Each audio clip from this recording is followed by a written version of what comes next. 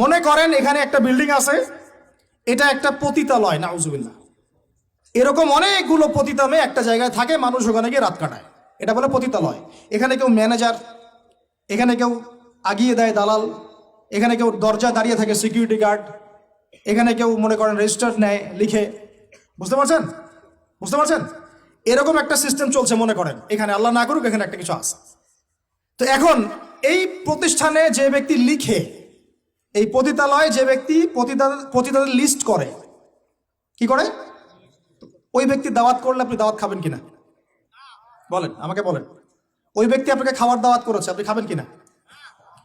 ওখানকার ম্যানেজার, যে ওটা ম্যানেজার, পতিতালয় ম্যানেজার, যে সে ম্যানেজ করে কার পরে কে যাবে, কার পরে কে যাবে, কাস্টমার আসলে ডিল করে, আপনি ওই ম্যানেজারের বাসায় খাবেন কিনা বলেন? আর কেউ আছে ওখানে পতিতা, সে আপনাকে ইনভাইট করেছে, খাবেন কিনা? আর একজন ব্যক্তিকে আপনি স্পষ্ট দেখলেন সে সেখানে ঢুকলো, কাজ করলো, বের হইলো, ওর বাসায় খাবেন কিনা? এখন হাদিস শোনেন, এবার হাদিস শোনেন। নবী সাল্লাল্লাহু আলাইহি ওয়াসাল্লাম বলেছেন, বলেন সাল্লাল্লাহু আলাইহি ওয়াসাল্লাম, চার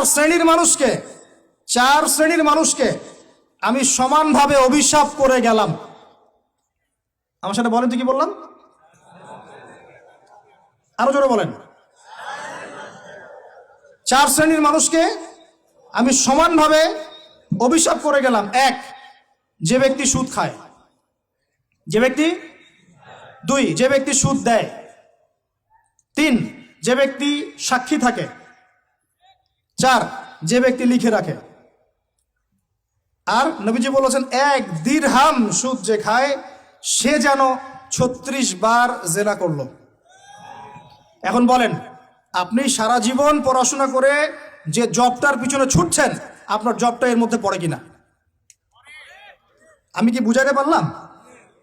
এরপরেও যদি না বোঝেন আর কিচ্ছু বলার নাই। ছোট্ট একটা হালাল ব্যবসা করেন, ছোট্ট একটা হালাল কৃষিকাজ করেন, মাথার ঘাম পায়ে ফেলে খান, একটা বই লিখেন, বই লিখে হাদিয়া নেওয়া জায়েজ আছে, সমস্যা নাই। অথবা আপনি মাদ্রাসায় পড়ান, মাদ্রাসায় পড়িয়ে আপনি মাসিক অনারিয়াম নিতে পারবেন, সমস্যা নাই। বা সরকারি কোনো জব করেন, সৎ থাকেন, দুর্নীতি করেন না, ঘুষ খায়েন না, যতটুকু সরকার দিচ্ছেন নিয়ে নেন, বাস ঠিক আছে, কোনো সমস্যা নাই। মালের যাকাত আদায় করেন, যার যার হক তাকে তাকে দেন, ইনশাল্লাহ কোনো প্রবলেম নাই। আল্লাহর দোহাই লাগে ভাই সুদের কাছে যায় না, আল্লাহর দোহাই লাগে ভাই কিসের কাছে যায় না? আমার সাথে বলেন, আমরা সুদ থেকে তওবা করতেছি। হে আল্লাহ, আমরা সুদ থেকে তওবা করছি। হে আল্লাহ, আমরা শিরক থেকে তওবা করছি। হে আল্লাহ, আমরা বেদাত থেকে তওবা করছি।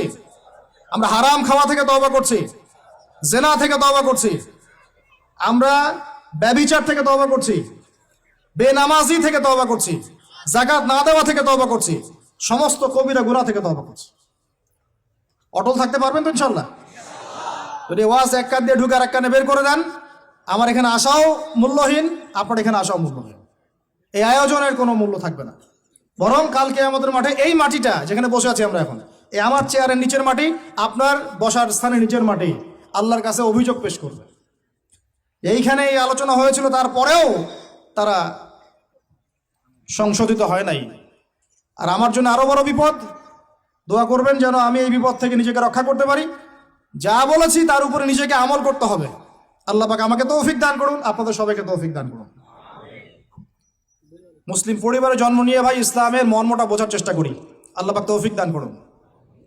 কালিমা শিখবেন, তাওহীদ শিখবেন, সুন্নত শিখবেন, হালাল খাবেন, আল্লাহ পাক তৌফিক দান করুন।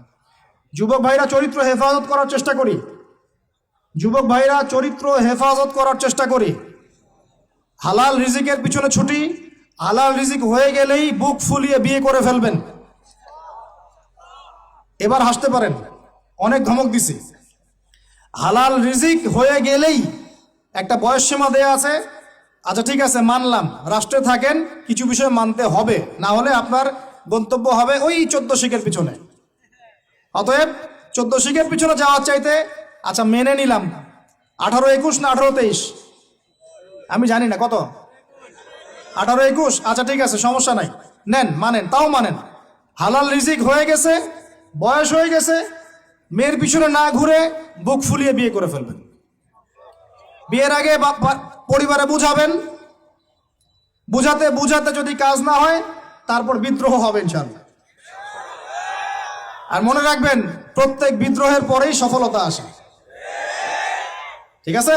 এখন তো সুবহানাল্লাহ এমন যুগ, এক সময় ছেলেরা মেয়েদেরকে হায়ার করে নিয়ে যাইতো রাত কাটানোর জন্য। এই 10-15 বছর আগের কথা বলছি। ছেলেরা মেয়েদেরকে এক রাতের জন্য হায়ার করত। এটা জানেন না আপনারা? এখন কোন যুগ জানেন? আমরা ঢাকা শহরেও থাকি। এখন এমন যুগ চলতেছে, একটা ছেলে রাত কাটার জন্য আরেকটা ছেলেকে হায়ার করে। আমি বলেছি না শুরুতে, আল্লাহর গজব জোর করে টেনে নিয়ে আসতেছে।